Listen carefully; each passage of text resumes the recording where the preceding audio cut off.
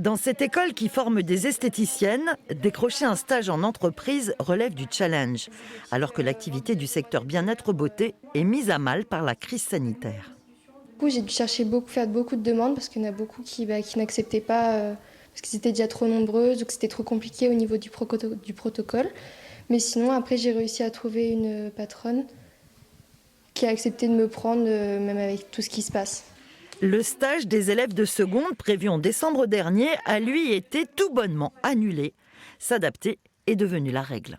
On a décidé de le décaler au 22 février. Et là, à ce jour, on ne sait pas si les entreprises resteront ouvertes au 22 février. Et ça peut nous amener à redécaler effectivement ces stages. Le calendrier des stages également revu et corrigé à l'ENSIL. Les départs en entreprise étaient prévus fin mars, un délai étendu jusqu'au 31 décembre prochain. Les offres sont difficiles à trouver, elles sont parfois très mal listées, les sites d'entreprise sont assez confus. On passe beaucoup de temps au final pour pas grand-chose.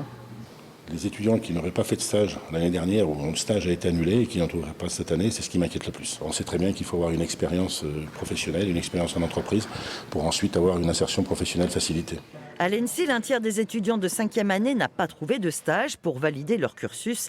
Cette étudiante s'estime chanceuse. Au niveau du stage, moi j'ai eu de la chance, en fait, je suis en contrat professionnel. Donc ça veut dire que je fais de l'alternance depuis le mois de septembre.